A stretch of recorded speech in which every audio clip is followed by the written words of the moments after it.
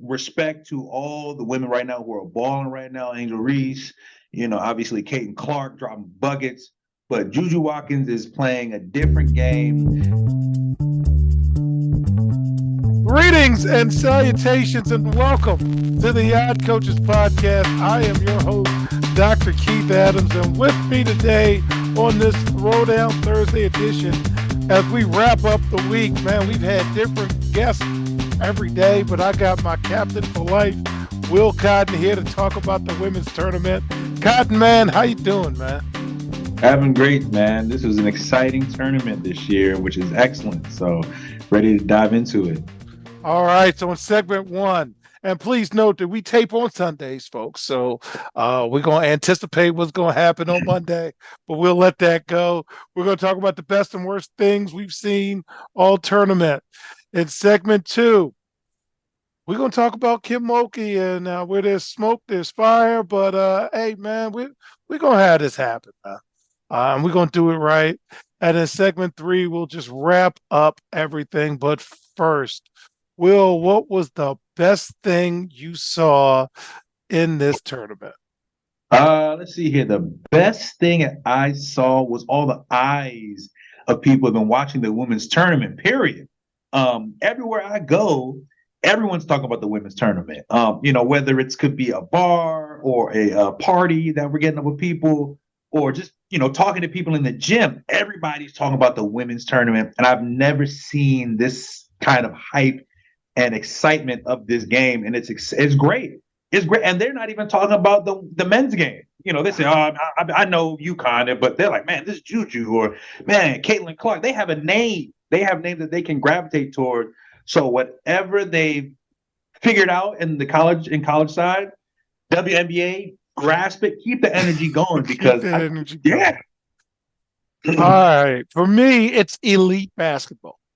The men's tournament has not been elite basketball. It has not. It's been somewhat entertaining, maybe some storylines here and there, but South Carolina, Indiana was an elite basketball game. UConn, they're playing elite basketball. Iowa, LSU, they are playing on a very, very high level, and that's the best thing I have seen. Is just the level of play, the IQ, the game within the game that I'm seeing compared to Duke NC State, where I'm like, somebody make a shot, please. Okay. Will, what's the worst thing you've seen in the tournament thus far? There's so many great games and great storylines. I think the worst thing probably was Hannah Hidalgo having to take out her nose ring. I'm like, dude, it was like in the middle of the middle, like, it's petty. It's that's some selective outrage stuff. Somebody should have caught it. I mean, somebody, whether a trainer, whether it's who tapes her up, even a teammate, somebody should have came across and said this. But a small blip on a great weekend, it should be ignored. It was stupid, but it wouldn't damper anything. Yeah, and speaking of stupid, how do you mess up a 3-point line? How do you play games and the court don't measure up? That's the worst thing I saw. Will, how do you mess that up? There's a lot of things you can mess up in a game. Okay, it's a lot. Clock don't work. Referee get hurt, blow shoes out or something. But the 3-point line is not 3-point line. So that was the worst thing I saw. And I just, what are we doing, man? What about you in terms of the most surprising thing you've seen? I guess the biggest surprising thing for me was I knew Juju Watkins was good. Yes, I didn't you said know it from day one, baby. I did not know she is playing a different game. I mean, respect to all the women right now who are balling right now. Angel Reese, obviously Caitlin Clark dropping buckets, but Juju Watkins is playing a different game, not from a stat standpoint, but most so like she is moving faster than everybody, and everything is. It's just everything is slow for her, but she's faster than everybody else. And it's almost like this is easy for her, and I can't believe she has to come back and do this again and prove that she has to go in the WNBA. This is silly. I am with so many spots open. So She gonna take somebody's. all right, for me, the most surprising thing I saw was UConn playing Coach Adams basketball and winning. So I miss coaching. Not enough to go back in, but I often have conversations, even with this guy here, on could how I like to coach still work. And man, it still could work, Will. So UConn plays about 7 people. And my motto as a coach was 5 to play, 8 to win, 9 if you have foul trouble. And in each round of the playoff, you subtract 1. UConn's playing, Will, about seven ladies. And they're playing at a high level. They're using timeouts as rest. You got the TV timeout coming. So if you got the 8-minute TV timeout coming, you're going to take Paige out at the 7-minute mark. And then she's going to get not only the minute of game time rest, but the 5 minutes of commercials. And then you roll them right back in. And it's like those commercials are so long that I don't know why you're playing so many players. I've never understood that, Will, of how teams go 10 and 11 deep and the game ain't but so long. So, man, they know who's playing. They know when they're playing. They play with fouls. All of the things that I am fond of, Gino's doing right now. So, man, I'm kind of excited about watching them play. Hope they can still make it in, man. So with that, when we get back in segment 2, Ice Cube has gotten himself into quite a pickle. I want to talk about Ice Cube with my team captain. We'll be right back on the Odd Coaches Podcast. The reviews are in for Dr. Keith Adams' book, Finding the Balance, My Personal Journey to Academic and Athletic Success. College professor and student athlete academic expert Dr. Lisa Rubin said, "There is nothing out there like this book, so I do hope people will pay attention and give it a read." Former George Mason standout Folarin Campbell said, "Consider this book an opportunity to work directly with Dr. Adams, just like I did. I assure you that there will be something you can take away that will be useful to you throughout your personal journey." Ryan Waite, a recent college graduate who is a software engineer, said, "I like how the book is based on research, which makes it good for general students as well as student athletes." The book serves as both a memoir to Dr. Adams' 30-year academic and athletic career, as well as an instructional guide to assist student athletes, parents, coaches, teachers, and administrators navigate through the challenges of finding a better balance between academic and athletic success. The book includes over 15 personal stories and anecdotes from Dr. Adams, along with numerous former players and colleagues from a variety of sports and endeavors. You can order your copy at www.ckasaveproject.org. From the main page, simply click CKA Save Project Services and order the Find the Balance book. For more information, contact Dr. Keith Adams by email at cka@ckasaveproject.org. So, welcome back to the Odd Coaches Podcast in segment 2. Ice Cube made an offer to Caitlin Clark. So let's walk you through this, and then Will's going to talk me off a ledge. Iowa basketball star Caitlin Clark has been offered $5 million to play in the Big Three, and co-founder Ice Cube confirmed that on social media. If you pay attention to social media, you also heard several WNBA players mention that, and also some Big Three players were not as very complimentary about Caitlin Clark possibly playing. And I believe the line is the Big Three is one step below prison basketball. And I think Kenyon Martin said that, Will. WNBA said, hey, whatever you want to do, the league prioritizes rules in their CBA, which can affect players participating in overseas leagues. But it remains to be seen if this would be something that's an issue. The WNBA pays a little less than $5 million. Caitlin Clark's expected to be the number 1 pick on April 15th at the Indiana Fever, and WNBA rookie salaries for lottery draft picks 1 through 4 is $76,535, and it climbs to $97,000 and some change by their fourth season. Caitlin Clark already has deals with Nike, State Farm, Gatorade, Gamebridge, who has the naming rights of the Indianapolis Fever and the NBA and the Indiana Pacers. Uh, Will, before I put my foot in my mouth, what are you thinking about Ice Cube offering Caitlin Clark this deal? I think that was a big ripple in the pond, as they say. It was a big rock. It got the best thing was it was talking Caitlin Clark during the tournament, keeping the energy going, keeping people talking about her. Watching her games. It kind of sad that Kenya Martin kind of took that spin with the game and saying, if she was playing, I'm gonna hit her with a forearm or I'm gonna be physical with her. I'm like, that's not even basketball.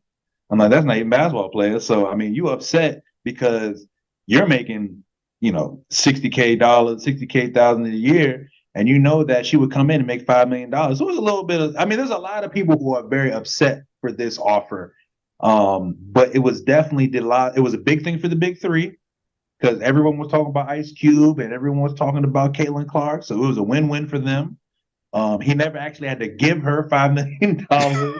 So the ad itself was selling itself. I mean, it was good. It's just talk. Remember when LeBron was going to right before the first time in Cleveland when he went to Miami and Olympiacos offered him like $1 billion or something like that? I mean, same thing. It just gets people going. It's in the spirit of this person's going to come into a lot of money, so let me throw some offers at them. I think it's good because it wakes up the WNBA. I think it looks up and it says, hey, we have a person here who can really draw $5-10 million. And they really have to start thinking about restructuring their contract. Because if I'm Caitlin Clark and I look at the TV deals in a couple of years and I see, hey, well, y'all are making, 20, 15, $20 million more. I made a reconstruction. I need more money. And that's better for everybody. And the biggest thing, coach, is their names. Their names. You know what I'm saying? It's not just like Breanna Stewart or Inasku. You know what I'm saying? It's Caitlin Clark. You know who she is. You know what she looks like. She's on commercials, so she's a big name. And I hope the WNBA can take advantage of that and get money for everybody because they see that it is money.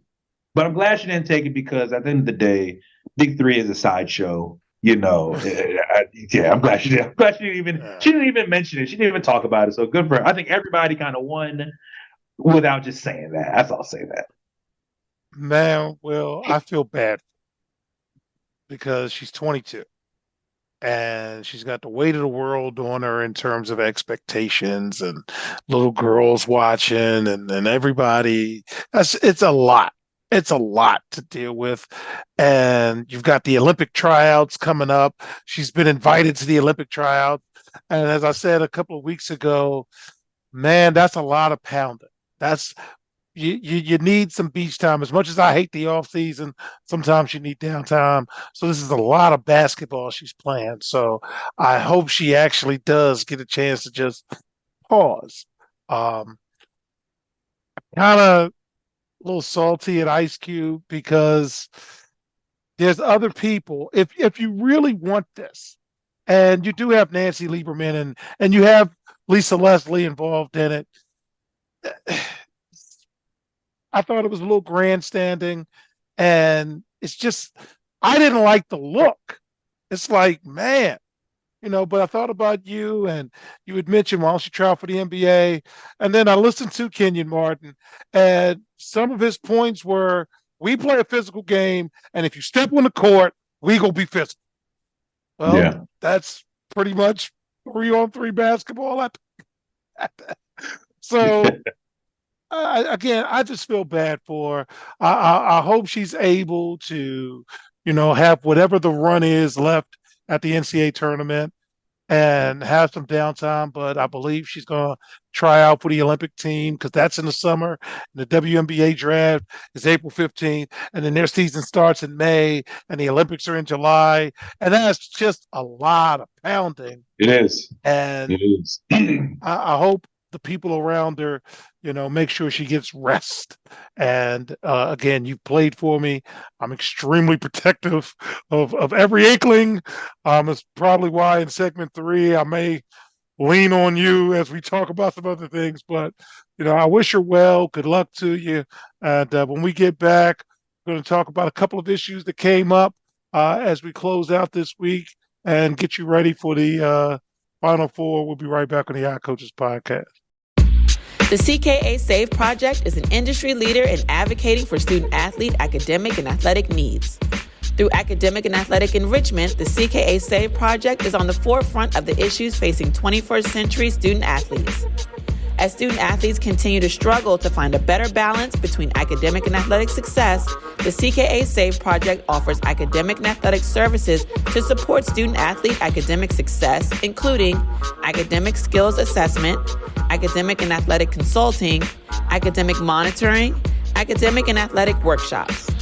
For more information or to schedule a free consultation, contact Dr. Keith Adams by email at cka@ckasaveproject.org. Welcome back to the Yacht Coaches Podcast in segment 3. As we close out and get ready for the Final Four, a couple stories caught my eyes, some good, some interesting, and some challenging for me. So segment for the first thing is beating the system. USC, Will has us watching USC all season. And we've taken a deep dive into UFC because they're playing at like 5 o'clock in the afternoon now, and you can hear the stories. And I didn't know that they have 4 Ivy League transfers from there in terms of their graduate students playing along with Juju. So it's like Juju and the Ivies or something like that. So let me tell you what the rule is, fans. Unlike other Division I conferences, the Ivy League actually cares about grades, and they cap rules, and they prohibit graduate students from participating in athletics. As a result, 11 Ivy League players are now playing for new schools. 4 of them happen to be playing for USC and playing quite well. So, 1, what do you think about the rule that the Ivies have, Will? And 2, how would you benefit from that? What do you think? Well, I think, any rule that comes out, there's a way to circumvent it.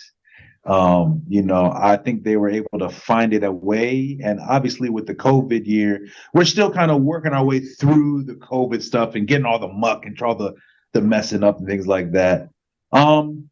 Again, I mean, the Ivy League has always been always a little different. They've always seemed a little esteemed, and they've always been,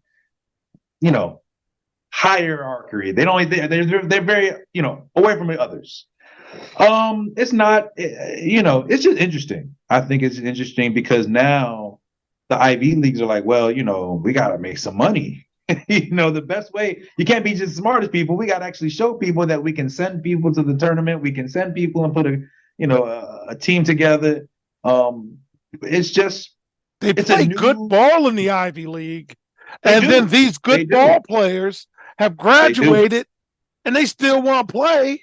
And yeah. Columbia's good. Princeton's good. They're good players. They're good teams. But it's the stigma. People were surprised when Jeremy Lin went to the NBA. And if you really watch the kid play, the guy can ball. He can play, but they look at people who look at the Ivy and they say, oh, here's basketball players. But, when they're done, then they're going to be doctors or they're going to be lawyers or they're going to move other things. So they don't really look at them as athletes who are trying to become professional athletes. They say, oh, you're going to Harvard? Well, why you waste your time with WNBA? Why you waste your time with the NFL? Why you working with this stuff? So, but my father did the same way. My father was able to jump on and take advantage of the degree, and obviously he didn't make it to the pros, but he has a Cornell degree. So I think they're doing the same thing. They're just like, hey, if I've used my 4 years, I got a degree that says Cornell, that says Columbia, that says Harvard. And I can get another chance and keep playing. You're playing with house money now. Yeah, and they're playing in Southern California. Yeah, exactly. And you have a little bit more money. You're a little smarter. You're focusing because you're not, because you're not into the college thing. You know what I'm saying? You're like, you just go to school, class, and then you just roll out. You might go to a game, but you're not like partying and all that stuff. So it's different. It's different. But we're going a lot of transition with the college right now. So we'll see not the end of this for sure. All right. So in WNBA news, Brittany Griner will be officially back with the Phoenix Mercury, signed a 1-year deal um, to make it official that she is coming back. Brittany Griner's 33 now, Will, and she averaged 17, 6, 2, and 1.6 blocks. But Phoenix did horrible last year. But I'm glad she's back, man. I'm glad she's back. Which takes us to our final story of the week. Kim Mulkey's been in the news for both winning games and some other things. So I just kind of want to get some thoughts out and allow my captain to talk Coach back off the ledge. So Kim Mulkey's a great coach. And we can disagree on methods. I'm fond of saying there's not a right or wrong way, there's a preferred way. So I read the Washington Post story that was mentioned last week, and I thought it was a regular story, and there were some things in there, but nothing to cause pause. But the LA Times flat got it wrong. The LA Times editorial that came out about Kim Mulkey, and more importantly for me, the LSU women's basketball team and some of the phraseology that they use was flat wrong. So, Will, I don't even think I told you this. I called a good friend of mine, Tanya Banks, and I told her I was going to tell her this. And I was very close to Tanya. She was the women's coach when I was the men's coach at Springbrook, and our kids were very close. They're still close to this day. And part of that closeness was the fact that they saw their coaches interact and share.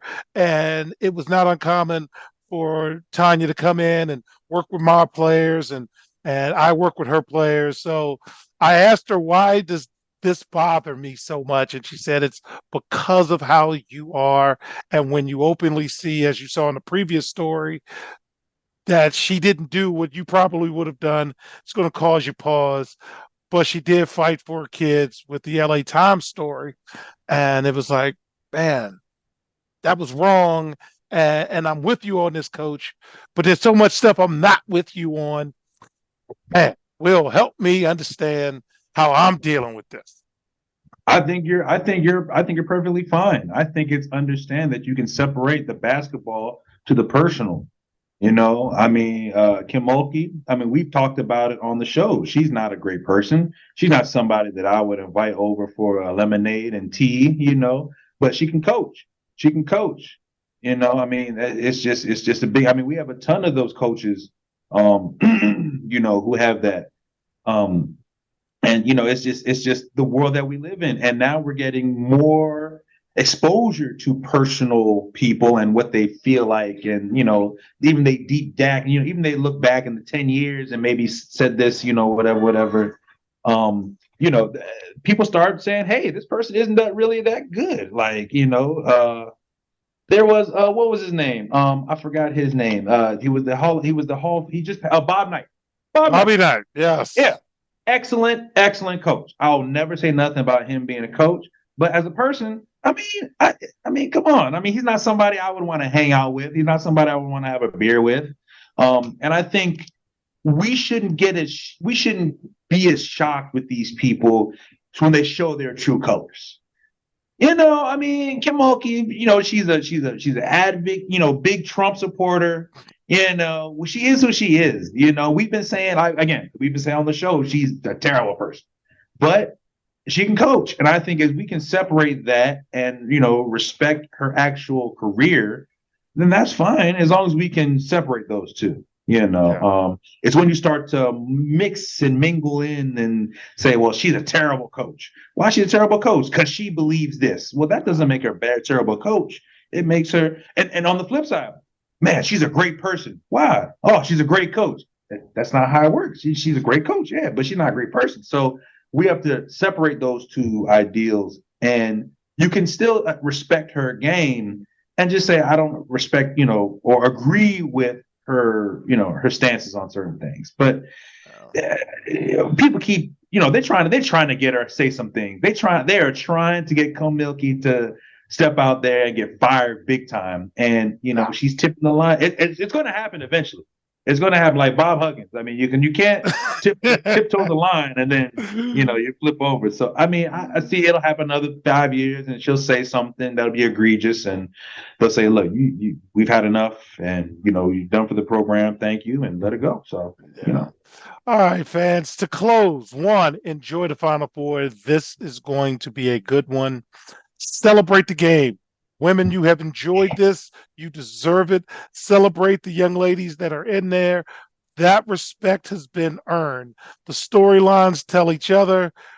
I'm selfishly rooting for Dawn Staley because that was a tough loss last year. And not only did they come back, but they came back better. And the young lady, and I forgot her name, who was blown off last year from the Iowa game, and they didn't even check her. She's putting up buckets now, and she's shooting from three. You got NC State as a story. You got your Caitlin Clarks, your LSUs. You got all kinds of stories. And again, it's elite going against elite. Ain't no 11 seeds in the women's tournament. Oh, yeah, no, sir. So on behalf of my captain for life, Will Cotton, and yeah, this is how we did stuff in the locker room. I'm Dr. Keith Adams saying thank you for listening and or watching the iCoaches podcast. And we will see you on the sidelines from Phoenix. Until next time, take care. The iCoaches podcast is sponsored by the CKA Save Project. The CKA Save Project is an industry leader in providing student-athlete academic and athletic support. From assessing student-athletes' academic and athletic skills, to measuring and monitoring student-athlete academic progress, to improving student-athlete time management and organizational skills, the CKA Save Project provides wraparound services for student-athletes from middle school through college. For more information, visit us on the web at www.ckasaveproject.org or schedule a free consultation with Dr. Keith Adams by emailing cka@ckasaveproject.org. We hope you enjoyed today's show. The iCoaches podcast drops new episodes every Tuesday through Friday on most weeks. Make sure you subscribe to the iCoaches podcast on Apple Music, iHeartRadio, Podbean, Spotify, and YouTube.